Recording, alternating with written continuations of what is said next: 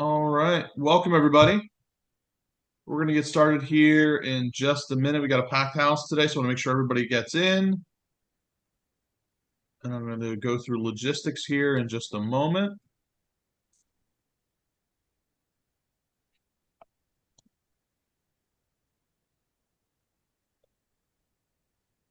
All right.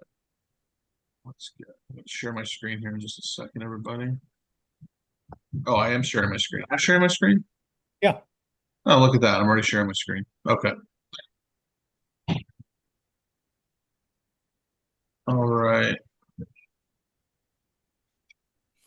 Good to see a lot of familiar names on here. All right, so we're about 2 minutes past. Why don't we do this? Why don't we get rolling? I'll go through some logistics. We'll do some intros, and then we'll get started. So, as a reminder, these are always recorded. So, even if you want to see other previous sessions, or you want to watch a recording of this, you go to the Montessori Foundation YouTube page, and all the recordings will be there, typically there within about 24 hours. And also, what's really important, especially for today, is that when you exit today's webinar, there is going to be a survey. And that survey, you'll have the opportunity to schedule some time with Dr. Nicky Magnuson and Suzanne Carr from Chancy and Bruce to talk about your development process and your assessment process. So we're going to get into all of that today. And if you want to learn more about how they can help your school, definitely stay to the end. There's even a little bit of a gift if you stay towards the end. We'll talk about that here in a second. Um, so with that being said, let's dive in. Oh, and certainly we'll have time for questions, but if you have questions during the session, use the Q&A feature here of inside of Zoom. And let me just double check. Is that enabled? Oh, there it is, Q&A. I was gonna say I didn't see it on my taskbar here at the bottom, but it's in the it might be in your menu. So yeah, use the Q&A if you have any questions, and then we'll make sure that we get to them. So today we are talking about assessment, and essentially, we'll call it a new approach, or I would say a better approach to developmental screening that just it actually works. And it's going to be great for your families, your students, and your school. And as I turn it over here to Tim and to Nicky and to Suzanne, going through really what are five key shifts, and I've had the pleasure to talk with them over these last several weeks, and we've been talking a lot about assessment and talking about what the challenges are, and how to really make it better at your school for your school, for your families and your teachers. And so I'm excited. I'm excited for getting into today.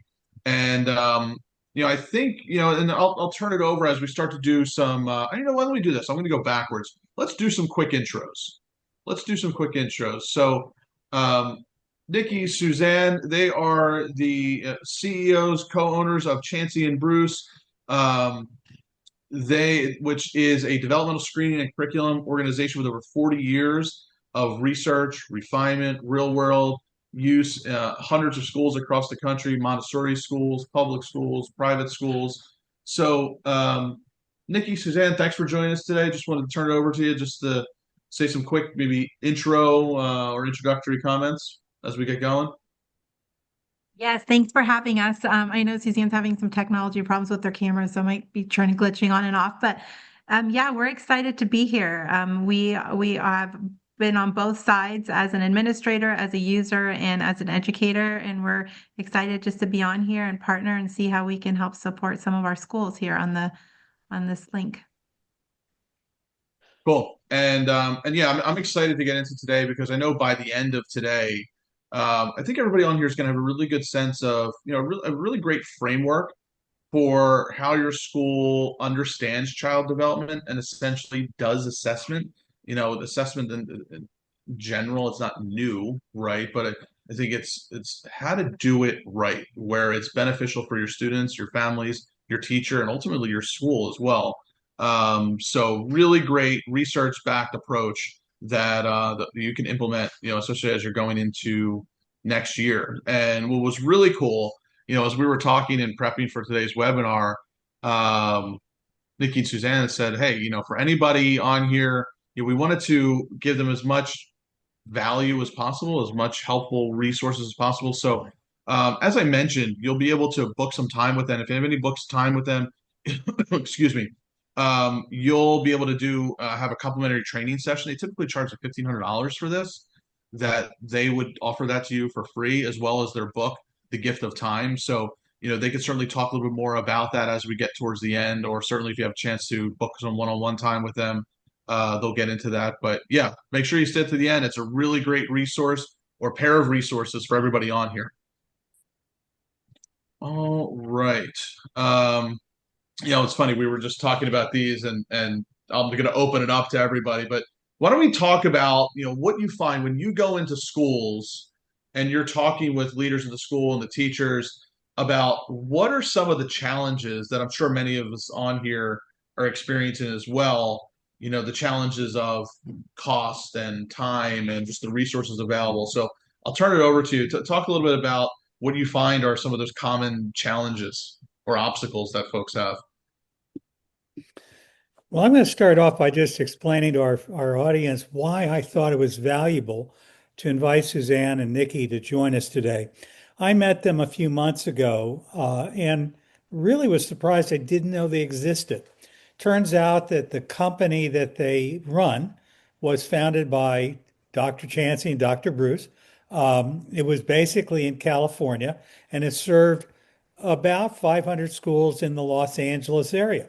And as a Montessori school leader, I thought, this is something that many of us either have done in the past, may be doing today, but my sense is there's not a lot of research-backed, objective, normalized, standardized reporting tools that we can use, that we can administer when we want to look more deeply at a kid who's just a little bit out of the norm, neurodivergent, maybe developmental delays.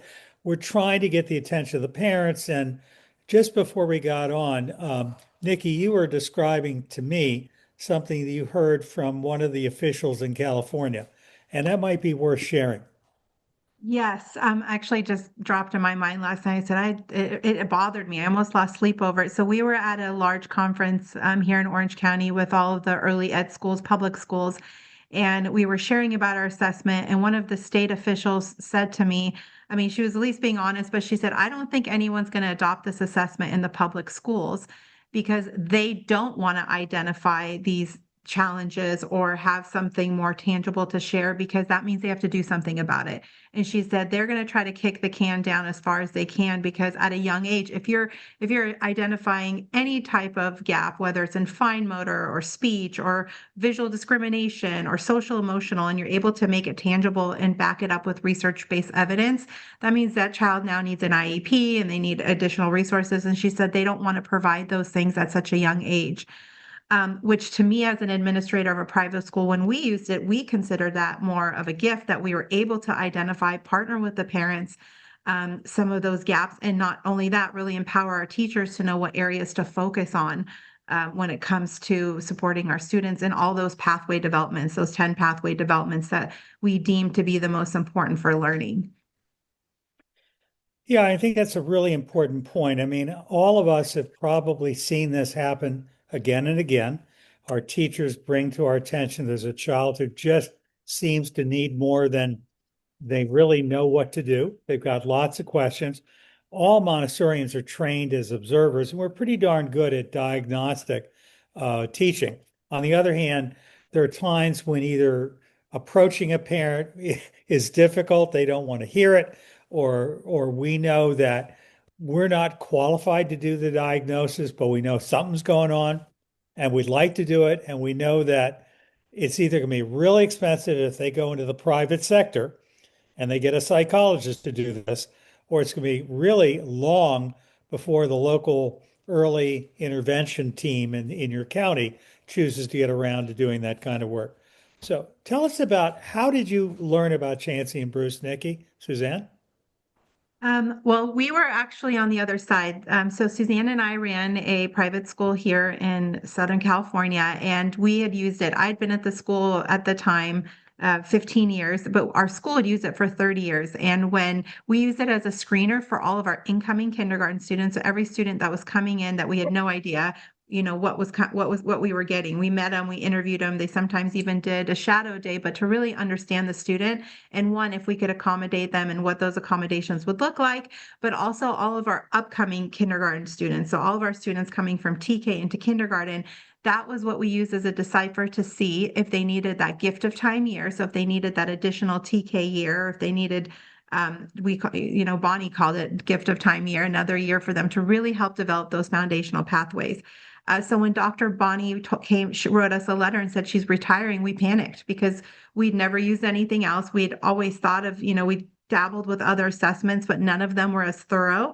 And 15 years leading a school, we felt like Suzanne and I had really, I'm sure every administrator knows, it's not a 9 to 5 job. It's a, when they need you job. And so we felt like it was a season for us to step down from leading a school. And we talked to Bonnie about purchasing her company. Originally, she said no. She had met with several schools. Several of the private schools offered the same thing. Can we just buy it from you and keep it going because we need it? Or is there any way we could put someone in place? And she just didn't feel anyone developmentally was aligned with her pedagogy of developmental versus chronological age and what that looks like.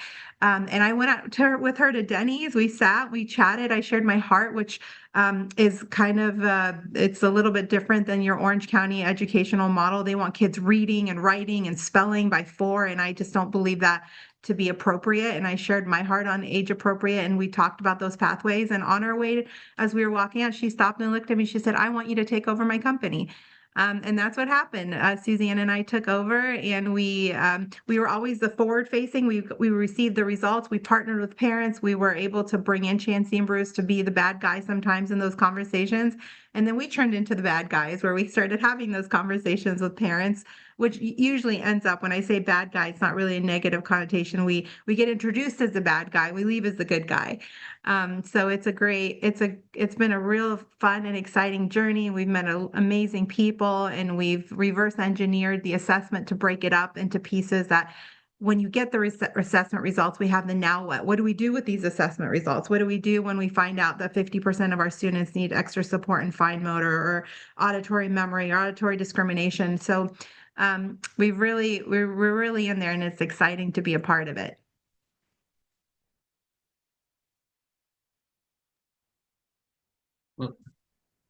Awesome. I saw you were muted, Tim. Yeah, go ahead. Yeah, sorry. I know that many of us online may be Montessori educators. I see a lot of familiar colleagues' names, and our experience is probably going to be a little different than what Nicky experienced in a more traditional Christian private school. But the bottom line is what I find about this is it's very similar to the same way that we look at children from a Montessori perspective. You call it the 9 pathways. And it's not simply a test that is assessing what children know.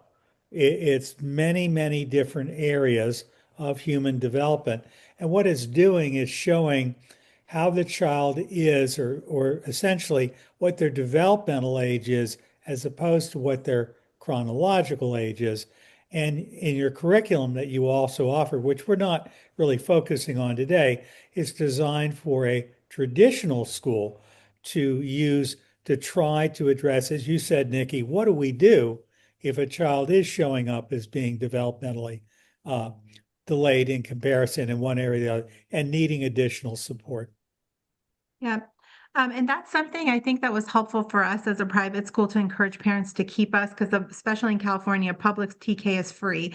So as soon as that opened up, a lot of our families just automatically wanted to go that route because to save money. And one of our ploys them, or one of the ways that we help support them in redirecting them back to the private sector in more of a small environment, was that assessment, because what we saw and what we shared with them is that a child's chronological and developmental age don't always match. And for the public school, they just keep pushing them through based on age. I mean, my first meeting was very sobering when I said, so what do you do with students who are not ready? They need that extra gift of time year. She said, oh, we just push everyone through. Everyone matriculates up. We're not able to meet the child where they're at.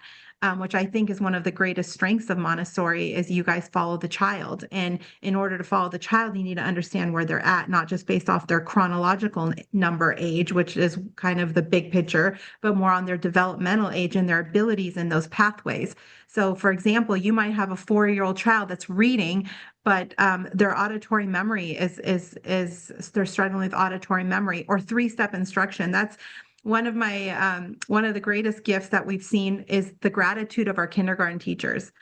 For those students have had these assessments, the teachers have been able to identify and support with curriculum or however their school model is that they're thanking us for sending us students with 2 special specific things. One, social emotionally ready, because we know that's a huge part of developmental, is to be social emotionally ready based on your chronological age. And 2, something as simple as 3-step instruction. I know kindergarten teachers struggle with that. They say, you send us these kids who can read, but they still struggle with the 3-step instruction. So when we ask them, get your social studies book and orange crayon and sit on the carpet, they see everyone's moving around. They get up and go and line up for lunch. And now we've got to call them back to the carpet and everyone's got to stop. And something so simple, and that's where the partnership comes with parents, is I love sharing that with them, is I know your son can read and I know he can play the piano with his eyes closed and he's got a lot of great attributes, but he's really struggling with just auditory discrimination and being able to process information. Receptive language is where we really focus on, is are they able to take in language, process it, and respond, which is a part of the assessment that we look at, and why it's important for them to have that skill fully developed and chronologically aligned to their age when they enter kindergarten, where the rigor is a lot faster.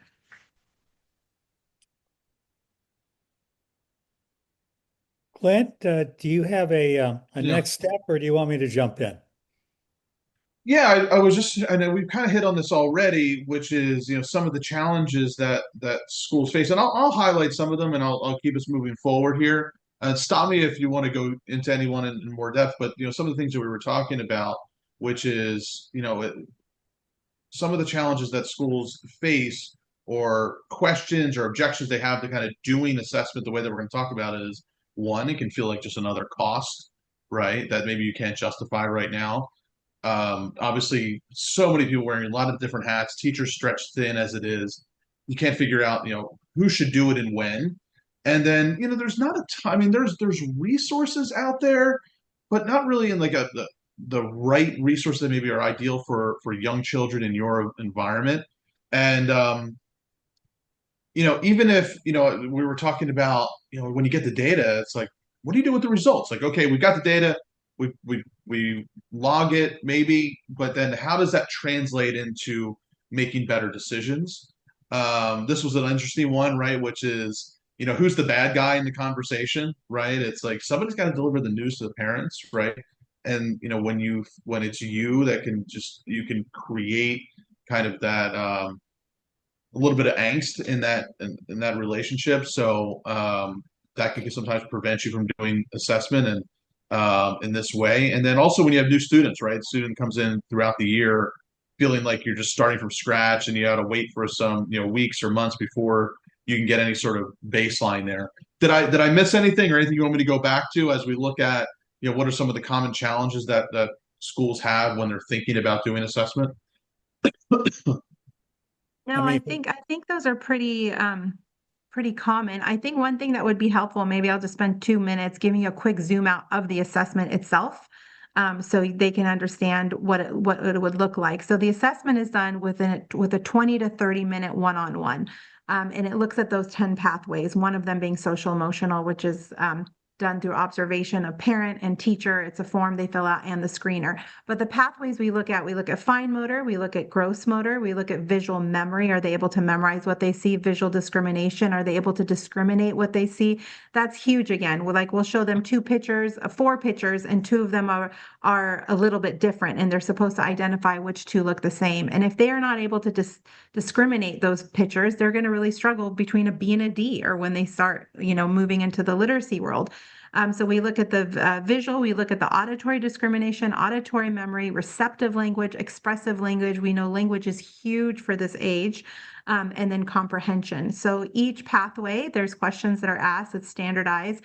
And from there, it generates a very detailed 4-page report. It has the child's their pencil grip, if it's a correct pencil grip, if they're right-handed, left-handed, and each of those pathways are broken down per month. So if you have a 4-year-old, they might be 4 years, 8 months in fine motor and 5 years, 2 months in gross motor. So you can say, wow, they're really strong in the motor skills, or they could be somewhere else. And then maybe that same 4-year-old is 3 months, 3 years, 2 months in comprehension. So they're struggling with concepts like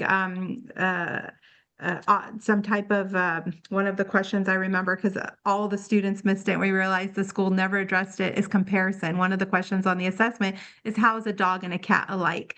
So students have to try to recall that they're animals, they're furry, they have 4 legs. And we did have a school once that almost every child missed that question, and she went back and realized they've never taught comparison, which was fascinating for us.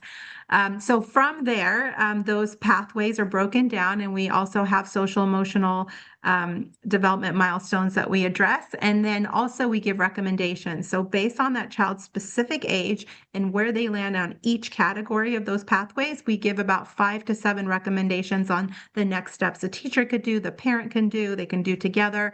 And so that's what's helpful. And that's what the school uses to help partner with the parents on next steps for the child. And we also come in as a third party, kind of neutral, right? Because I know I've sat in many meetings where, for whatever reason, parents think we don't like their child, we have it out for their child, maybe we don't want them at our school. And we're like, why wouldn't we?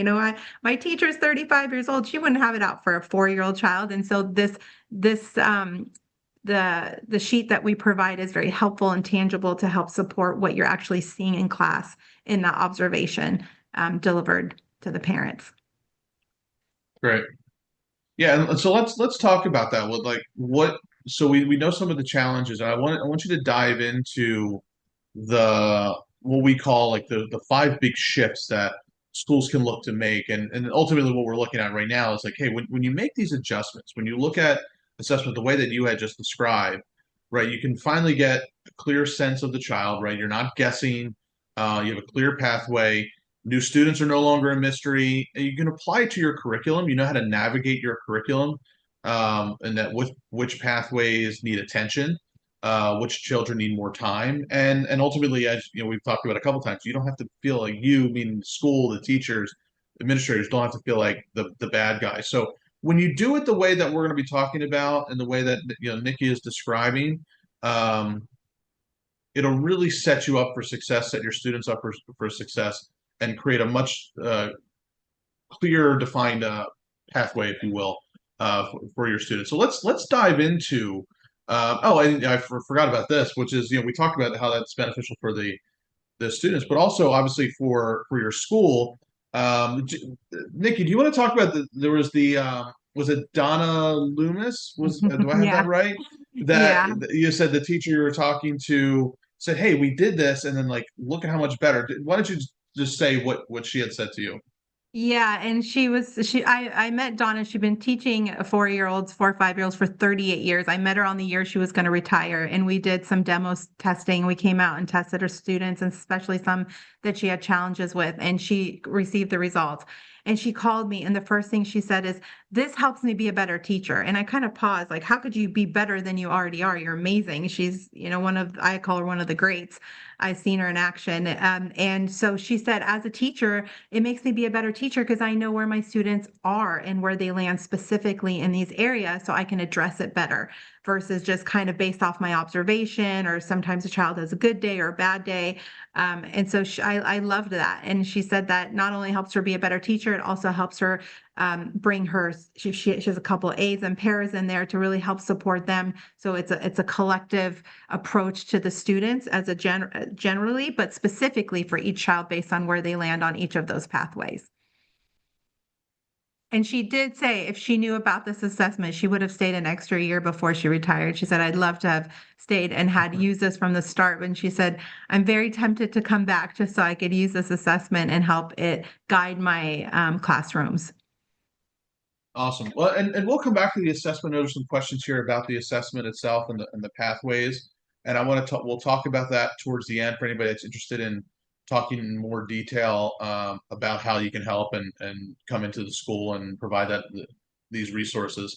But I just want to talk about, in general, that apply to everybody here, some takeaways, and we call them the 5 shifts that every school really needs to make to understand every child that's in your program. So let's go through each one of these, and let's talk about shift one, which, as you described, was going from, hey, just observation to observation plus structured screening, which is, before you would always hear like teachers are experienced observers, we trust what they see, to now that they have really kind of a path to follow, a structured path to follow. Why don't you talk about that?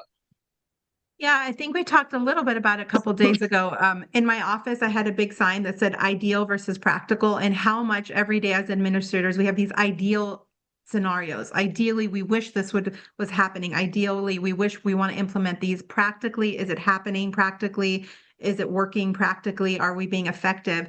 I love observation-based type of screening. I think it's great, but practically, is it really happening? It depends on the quality of teacher, the teachers, even where they are mentally for that day or that week. Maybe they're having a bad week, or that observation isn't really being complete. So ideally, yes, observation is amazing, but practically, are we getting data from it? Are we able to really track it? How is it being tracked? How is it being responded to? And then with this assessment, it's very practical, right? It's 20 to 30 minutes. Anyone in your school could administer that's been trained. We have a very thorough training program. You have to pass once we ask you that you score at least 3 students. So you practice test at least 3 students. We make sure you know how to conduct it properly, and then you become a screener. And so from that screening ability, you're going to have a 20 to 30-minute one-on-one with that child. You schedule it at your own time. It could be, happening in the lunchroom or somewhere that's a little bit more quiet, obviously.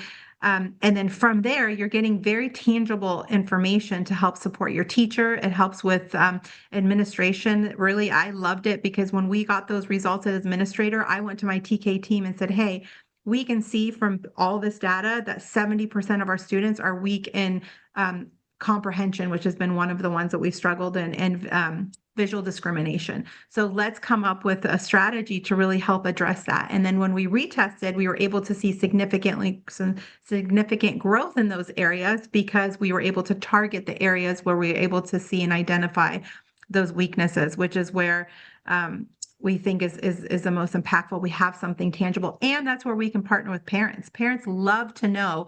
They want to have that information about the child, and they can do things at home, and then they know that we're doing specific things at school. Because why are you guys breaking all the crayons in preschool, in your classes? Because we're working on fine motor skills. We know that fine motor is an area that we're really trying to focus on this year.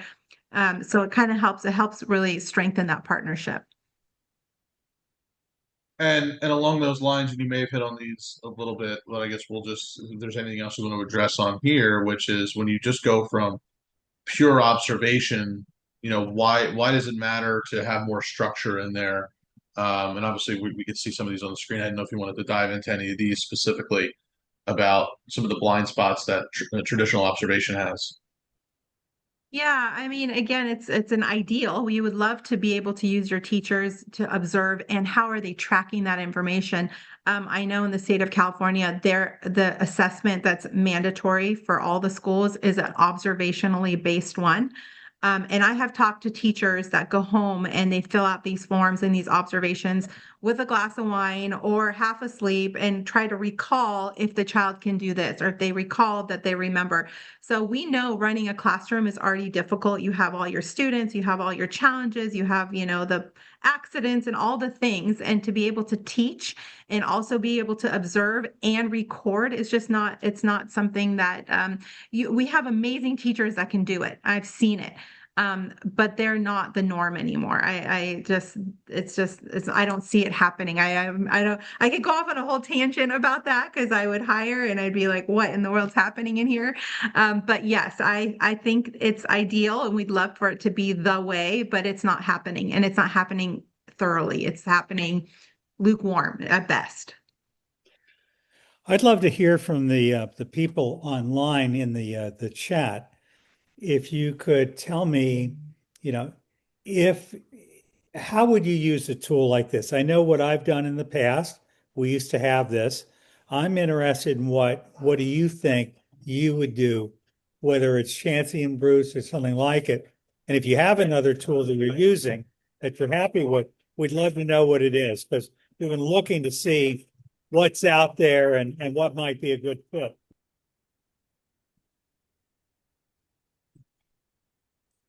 So here, Amy had said I would use it when speaking to parents. It would support my observations and give them more weight. And that's exactly what we use it and what it's made for. And it's coming from a credible, reliable third source company.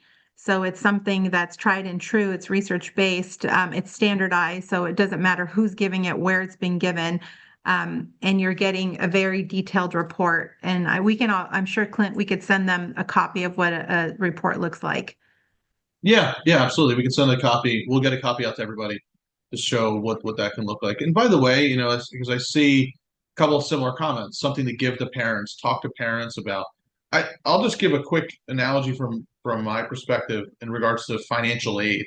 I used to work in financial aid for many years, and one of the things that we used to suggest with financial aid and why we recommend having third-party financial aid platforms is because you have policies and you can fall back on the policies. So when you're having conversations with parents, they don't feel like it's a personal decision. Well, no, this is our policy or this is what the third party recommended. And I just see these same conversations happening now, which is I feel like we're so used to it when it comes to like the financial aid software that's out there, or the third party financial aid platforms where you can almost like we even used to tell schools blame us, like we'll be the bad guy, put it on us, or make sure you have policies in place, because when you have policies in place you can fall back on those policies around your decision making. And again, I kind of see similar conversations here as you're describing it. It also reminds me of something. I was just thinking about this yesterday. When my kids were little and we go to the pediatrician, my original pediatrician, every time we came, would give us a little half piece of paper and have their weight, their height, their percentile. And as a mom, I love seeing that and I love tracking the growth. We changed our pediatrician and our new pediatrician didn't offer that. And I remember like leaving and telling my husband, I kept all these little sheets and now we don't have this information that as I track them and I can compare and see how they're growing and what percentage they're in. And obviously there's, that's not always the best way to approach it. We have a school that has the same thing as they start assessing the children because the assessment is live. It goes from 2.5 to 6.5. So you can have a 6.5-year-old child that's scoring at a 2.5-year-old, developmental age or vice versa or anything in between. And so we have schools that are using this and they track the growth. So every year the parents are able to see, wow, last year they were 2.5 or 3 years old. We recommend 3 is a great sign. My child was 3 years old and they were 3 years old and 2 months in fine motor. And now they're 4 years old and they're 4 years, 5 months. And when we tell them and they tell their parents, if you go to these schools next door, you won't get anything like this and you won't be able to continually track their growth and see what areas they're strong in that you could really pour into and help support and maximize their abilities to future musicians or future writers or whatever their giftings are versus us, as we just talked about earlier, most of our schools that have to provide those extra resources based on those are avoiding this assessment because that means now they actually have to do something about it. So it's really a great way to track. And sadly, I think we talked about this, and I don't know if it's just in Orange County or Southern California or LA thing, but parents love to compare. And like, my daughter is, 5 years, 4 months in this area, and she's really excelling. And now we're going to put her, her gross motor skills are great. We're using this to help, enroll her in gymnastics or wherever, they feel they just love that more tangible, detailed information. That's based on their child. Just and it reminded me of being a mom and getting those little reports from the pediatrician. Again, from my end, what we used to do, we used a different tool many years ago that's no longer available. We would use it on incoming 3-year-olds, or at least some, if we had any questions. But most of my career, we did it for every child. We would definitely do it with an incoming 4-year-old who we wanted to look at. We also did it at the end of a year, pretty much like we would use a formative assessment, so that we're looking at how children are changing. We didn't always share the information with parents. That's up to you. But the bottom line is you've got a tangible, normalized, standardized, reliable tool that you can use to back up your observations. And it's invaluable to have something like this if you've got a situation where you really think a child needs help and you've got to get the ball rolling, but you can't get the parents moving. They're not willing to spend $1,500, $2,000 to do a private screening. The local public schools are 2 years behind. I mean, the bottom line is this can be really helpful. Great. And let's move on to the next one, which again, we talked a little bit about, but let's see if we want to dive into anything more. And just about enrolling based on age to enrolling based upon developmental baseline, right? Which is, before it's like we've got an age, we've got some milestones, and it's, whatever we see in the classroom, to now being able to have a pathway by pathway development profile. So Nicky, I'll turn it over to you in terms of, you know, why new students especially it doesn't have to be a guessing game. Anything you want to highlight here in terms of enrolling based upon development age? Yes, well, this was the original seed where the assessment was birthed from. So Dr. Bonnie Bruce and Dr. Chancy both were moms and they had children in kindergarten enrolling. So they enrolled in Huntington Beach. First day of kindergarten, she said, we walked in, it was meet and greet, the parents were there. And she said, we looked at each other and we were like, half of these kids should not be here.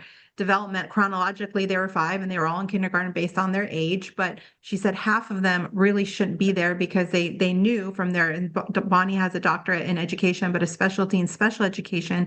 And she realized that these children were all, majority of them, half of them were lacking those basic developmental pathways, their fine motor, their gross motor, they're falling off. Social emotionally, they were crying. Visual memory, they were, asked to move things around. They're not able to identify things for visual discrimination. So that's how this assessment was birthed, is they created, which I still believe to be true, the most comprehensive developmental screening tool that is able to help support and understand, is a child ready for kindergarten? Do they have those developmental pathways that match their chronological age to enter into kindergarten? This is not an IQ test. This is not how smart is a child. This is, do they have the foundation based on what they believe, and which I still believe is tried through and through to be the important pillars for learning. To learn, can they learn? Do they have the ability to absorb and retain information? Or are we just creating robots who are memorizing and decoding? Because that's not true literacy. And in order to have a healthy literacy path ahead, you need to have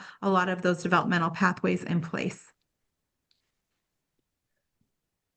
Wonder if Right. people have any questions they want to ask. There was one question. We can ask it now. Nicky, can you repeat the pathways again, just a bit more Yes. slowly? Yeah, we didn't have a slide particular on the pathways. So, yeah, Nicky, why don't you go ahead with the pathways again? Sure. And within each pathways, we have milestones. So Clint, we call it the cheat sheet. So each of those pathways, there's milestones within which would be considered developmentally appropriate or age appropriate. So the first two are the motor skills, fine and gross motor. Then you have the visual skills, which is visual memory. So the ability to memorize what they see. Visual discrimination, are they able to discriminate what they see? Can they tell the difference between a square and a rectangle? Because if they don't, they're probably going to struggle with a G and an S, or a B and a D. Then the next one is auditory skills. It's auditory memory and auditory discrimination. Are they able to memorize what they hear? And are they able to discriminate those sounds, those beginning, medial, and ending sounds, which is part of the assessment we ask. And then the last two are the language skills: expressive language, receptive language. So are they able to express themselves appropriately? Are they able to receive language, process it? That's a really big one. Unfortunately, after COVID and after the thing that hasn't changed, I believe this assessment's heart will always stay true to what is developmentally appropriate. What has changed is the pace of life, technology, food. So much has changed that has affected even Bonnie up until 4 years ago when she was assessing these students. She said, I saw such a big drop in the auditory and visual skills, and she thinks a lot of it has to do with the use of technology. And then the comprehension is a standalone, but we tie it in with social emotional. So the 10th, 9th, and 10th path.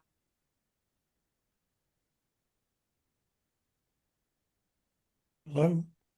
Did we lose Nicky there? I think we did.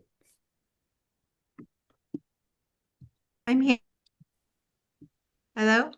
Oh, Yeah. there we go. You're back. Oh, You're back. okay. Nikki, we lost you when you were just about to say the ninth and 10th pathways. Oh, yes, the ninth and that's weird. I could hear myself, but maybe we disconnected. Comprehension and social emotional, Okay, cool. which social emotional is the crown jewel, right? We know it's the most important part, especially when they're getting prepared for kindergarten and beyond.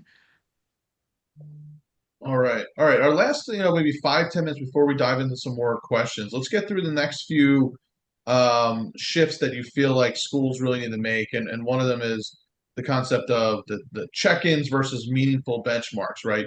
We typically have the parent conferences, you share general observations, how's my kid doing? To you have development benchmarks, from year over year. So talk about that. Dive into maybe how it's typically done versus how you're recommending it, and Mhm. how it could transform those conversations. Yes, the original purpose of this assessment was to be done at the beginning of the year and the end.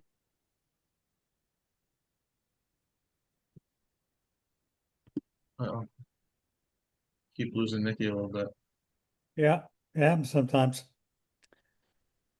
Beginning of the year and the end of the year. Help dictate the flow of your classroom and where your teachers can really understand the students. Also, a lot of our teachers are using that for conferences. So usually within the first 6 weeks, the teachers have a really good feel on the child, where they're at, where they need to go, where maybe some of the gaps are, where their strengths are, and you're able to use those. So our busiest time at the beginning year for schools that use it is right before conferences, because I mean, I've schools that are like, can you please make sure we get those results by this day? Because we have conferences the following day. So teachers are able to sit with parents, go over the assessment, maybe even set some goals for the student, but really also the administrators are able to help dictate maybe some of the professional development and some of the support they're giving their teachers based on every year your class looks different. One year you might have a class that's just booming with their gross motor skills. You have a ton of future athletes, and next year they're all running into each other and recess is a hazard all day long. So you're really able as an administrator to support your teachers on how to support them throughout the year. And then the end of the year is great. One, you can track growth. But also it helps to see if the child, and again, Montessori is a little different, if they would go up to the next age group, or if they're going to kindergarten, or if they're getting the gift of time, or if they need additional support through the district, what that looks like. Most of our schools, that's ideal. Again, practically, most of our schools, our busiest season is January, February, March, which most of our schools are using that for enrollment. Because they have to start preparing for the next year's budget, their staffing, parents want to know what class their students are going into. Are they going to TK? Are they going to kindergarten? Are they going to the 4 or 5? So they're using it more as an entrance for where helps determine where the child goes next year. And the only reason why they do that is the enrollment season just keeps moving further back. I mean, we have some schools that are re-enrolling now in November and December. Most of our schools, of our private schools, start the re-enrollment where the parents are committing and doing a deposit, all those things, January, February, March. And so that's why they're using us as more of an enrollment tool. That's what we used it for. We used it in March. We tried to push it back as far as we could to help determine, to see where children should go based off the following year, and to support those tough conversations. We had so many teachers that were having these conversations over and over again, and the parents just weren't hearing, or maybe they're in denial. So when you're sitting down and you're recommending that the child maybe needs another year, that gift of time, you have this tangible information. It's got a breakdown of all of their abilities and where they're at. It really is like it's a pretty strong support for that conversation to happen. And then we also offer, my favorite thing, I've said it every time, my favorite thing are my Zooms with the parents. We try to do them weekly during our busy season, and monthly, but I'm always available for Zooms. And parents come on. Sometimes I have 2, sometimes I have 50. Parents come on and I have these similar conversations. I help break down the assessment. I help them understand why and what we look at and why it's important, why we've partnered with your school, and how lucky they are that this school has chosen to use this assessment to really help support the child and understand the child's abilities. Because when they're 4, we're very limited on what we can understand from them. We're not giving them a spelling test. We're not having them do a math time test. We're looking to see, can they hold a pencil? But how are we doing that, and how are we able to evidence-based track that growth? Great. And that last part you mentioned, which I think is so important here, which is like tracking the growth and having a developmental story over time. I think Mhm. that's great.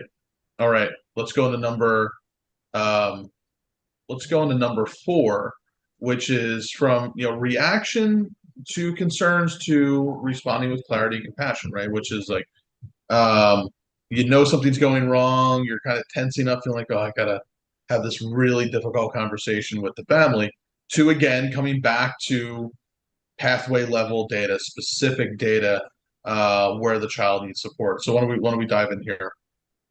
Yeah, I think this is so important. And kind of going back to my meetings with the parents, I'll help them understand and I break it down for more because these are fancy words for them. I mean, maybe fine motor is one that's common, but let's say a receptive language. And they're like, why is my child, struggling with receptive language? What does this mean? Is something wrong with them? And I'll say, have you asked your child to come down for breakfast? You say, go change out of your pajamas, come down for breakfast. And 15 minutes later, you go upstairs and they're playing with their Legos in their room. Well, if they're struggling with receptive language, to take in information, process it, and respond, they're being told 2 to 3, sometimes 4-step instruction all day long in class, whether it's transitions, whether it's going out to lunch, washing their hands.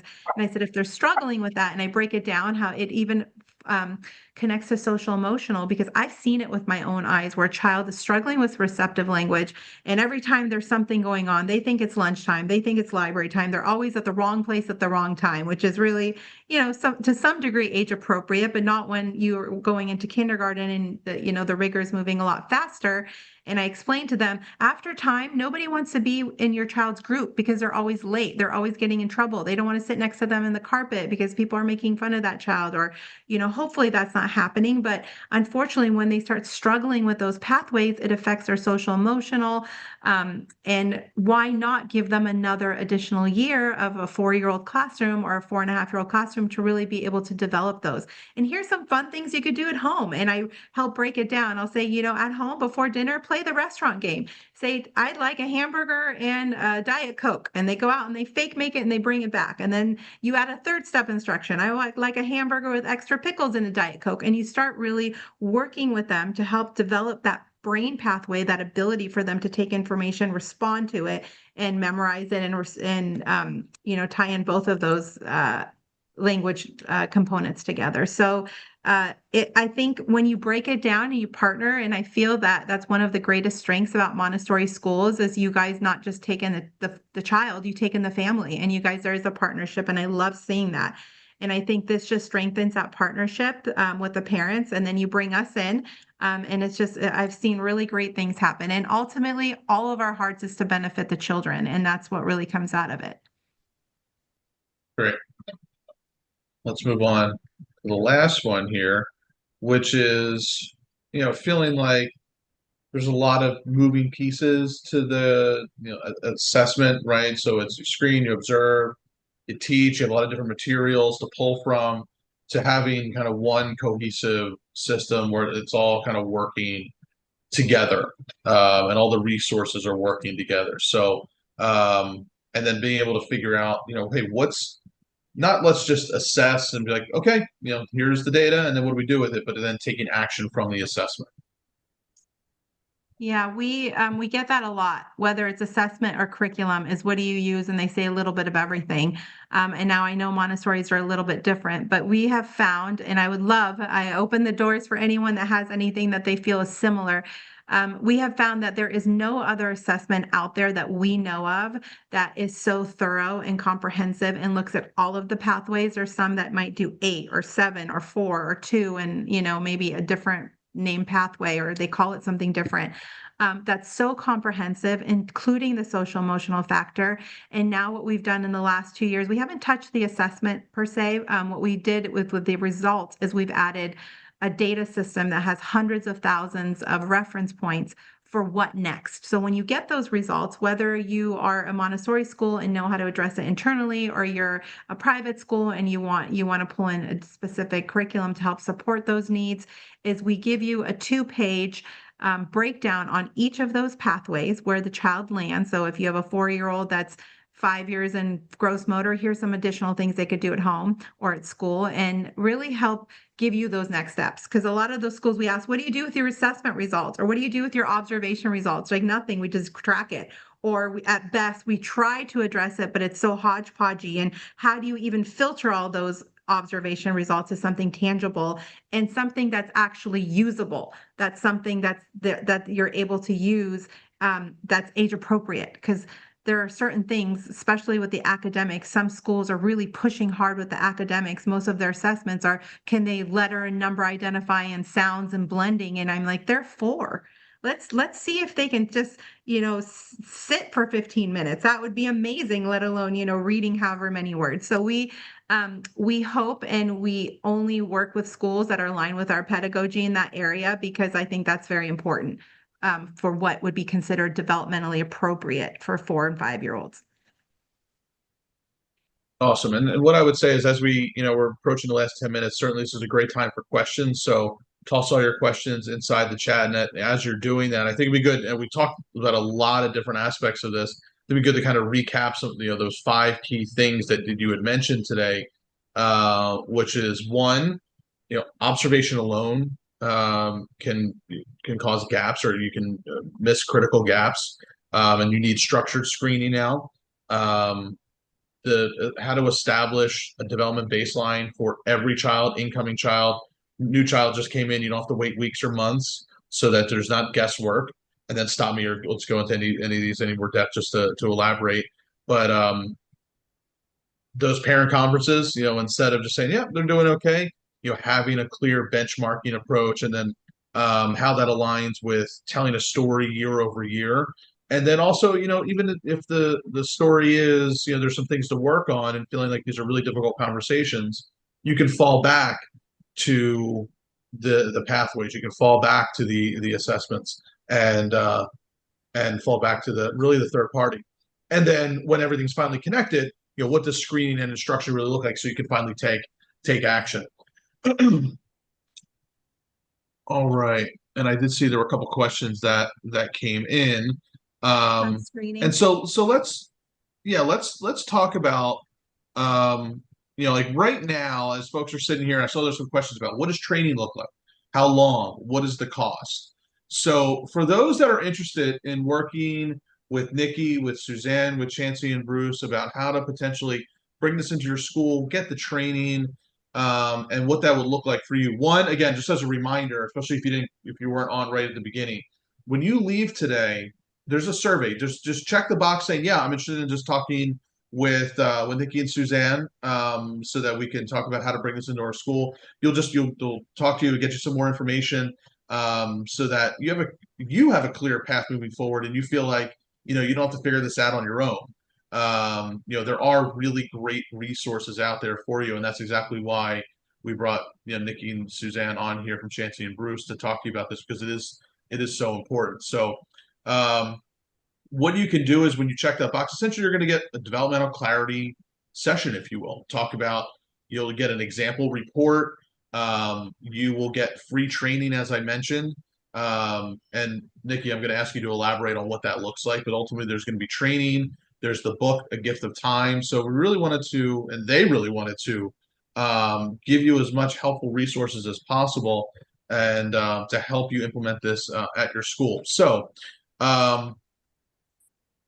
again, you can book the session certainly you can reply to any of the emails you receive to get here, but also you can go fill out the survey, and then also put up your website here just so everybody has it. It's chancyandbruce.com. I'll put this into the chat. Feel free to come here and contact them here as well. But Nicky, do you want to elaborate on what this training looked like? How long? If you want to talk about cost, what is the cost of the school per student? Why don't you dive into all that? Yep. We offer trainings in 3 ways. We either do it in person, where we come to you, we have it on demand, or we have it virtually. I will, if anyone's around, I don't know if it's too late, and I would have to speak to the school. I will be in Rockridge Montessori up north, in Oakland on this actual Friday and training their schools. I think there's 3 schools we're training. So if we come to your school, it's $1,500. If we do it virtually, it's $750. But then we also offer free trainings. Every once in a while, we offer free trainings. We'll all do a live Zoom. It's a 3 hour, all of it's 3 hours, whether it's in person, virtual, or Zoom. It's about 3 hours, and you can join those. We've been doing Montessori schools. So we normally do them at the first of the month. We just had one last month. So that's free. So depending on your budget, depending on your needs, everywhere from free to we come to you. That's not including the cost of travel, but if you want us to come to your school or schools, we can train your whole team for $1,500. And we usually add a few other trainings. We give you a free extra PDs in there, whether it's about how to support developmentally divergent students or whatever your school is needing. We have a whole list of professional development that we could pull from. So it's 3 hours. And then from there, we normally charge $50. We've been offering a Montessori special. So for all of our Montessori schools, it's $35 a child to assess. You do the assessment, we send you the results. Everything gets inputted either on your phone, your iPad, or your computer. The assessment is one-on-one and it comes with a whole kit. The kit's $350. It comes with, I want to say hundreds, it feels like it, but at least 100 to 120 different little pieces that you're pulling out, not all of them at once, depending on what age you're assessing. And then from there, you get the results and you can screen as many times as you would like with that $35 rate. Awesome. Did I help cover that? Hopefully that answers all the questions. I think that was great. Certainly, if you have any follow-up to that question, toss it in the chat. There are a few others that came in, by the way. Nikki, for the assessments and pathways, do you have them based on ages? Our school is infant to 6th grade, so we'd love to know if there are assessments starting at the toddler, 1.5 to 3 years old and up. Unfortunately, it does not start as young as infant. It's from 2.5 to 6.5. We recommend mostly for the 2-year-olds. You can, again, for an incoming student, great. But if it wasn't created for that. It was created more for kindergarten readiness, but because it's developmentally ranged, a lot of our schools will start from 3 years old and they'll assess the 3-year-old classroom, the 4-year-old classroom, and the 5-year-old classrooms. Also any incoming students. I think that's what's the most impactful because you get a good read on a child right away. All right. Great. A couple more. Is this a service we can offer and have the parents pay for? This is coming from a small nonprofit with minimal budget. Yep, absolutely. So we have school pay, parent pay. The other thing that we get creative. Again, I ran a private school. I know budget can sometimes be an issue. Is some schools that are maybe tied in with all the way through and you have title funds. Those are state funds that they offer schools. It's mandatory that every private school receives a training budget based on your enrollment. So we'll use your title funds for the training. And then sometimes it helps cover the assessment. But I would say about 60% of our schools bake this into their tuition. And I know it takes time to add that on. Most of you have probably done your re-enrollment for next year, but they do a $35 or $50 or whatever. Some schools actually charge more. We have schools that we've trained them and they charge $150 and they assess students from all over the place. I have a school in LA on the weekends. They just assess any schools. They've marketed themselves so well that other schools and parents would like to know how their students are doing, and they pay them $150. We only charge them the $50. So we work with you. Our heart is to support you. Our heart is to be impactful. So if we need to work with your budgets or we need to get creative, we definitely can do that and work with you guys on that. If you feel like this is something your school would benefit from, we will work with you, whether we add you onto one of our own. We have over 70 of our own screeners. So we do refreshers and screening within the Chancy Bruce company. So we could have you join one of our own trainings if that's helpful. So yes, I know very much what it's like to run a nonprofit budget, and you have to get creative. Another question. Have you trained any Montessori schools on the East Coast? No, but we are open to it. We just our bridge to partnership with Montessori is fairly new, but we've jumped in. It's been amazing. Tim knows this. I said this yesterday. I say almost every day. If I had to start my educational career all over again, rewind 28 years, I would have definitely been a Montessori teacher, administrator, and advocate. I already am. I think by default and heart I am. I just didn't know. I didn't correlate the names and and all that. But I am open to that. So if you guys, that's something that I encourage. We're doing this with another school. We're doing it working with a Catholic diocese, is they'll chunk a bunch of schools together. So if you're in the East Coast and maybe there's three of you, you break the cost and it's $500 a school, or you bring in other schools. The other people to partner with, if you guys already have not, are resource centers. So maybe there's a resource center that you guys work with, or even your local school district that they're open to be trained in. And then we charge $200 individually. So let's say you want to bring in two other people from a resource center or somewhere else that are educators or homeschool parents that want to get trained.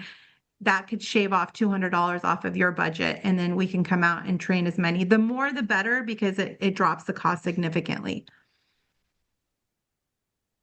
All right, awesome. Last question, I think. How long does an assessment take? 20 to 30 minutes one-on-one. If you're going less than 20 minutes, you're not asking the right number of questions or thoroughly. And if you're going over 40 minutes, you're asking too many questions and maybe need a refresher training. We know for a 3 and 4 year old, it's hard for them to sit that long. I mean, obviously the gross motor one, they're up and running and they're skipping and they're walking a straight line and catching a ball and doing some physical movement, but it should not be longer than 30 minutes. Sometimes you go up a little bit. Oh, one other quick thing I forgot to say that is something we added that's awesome. And I know as an administrator, I wish we had this, is we've added a new feature where as you assess and every time a child needs a redirection, there's a little tracker. Because we know they're going to be redirected. So sometimes the screener will write, the child needed to be redirected. Well, we're like, how many times? They all need to be redirected. Is it 4 or 40?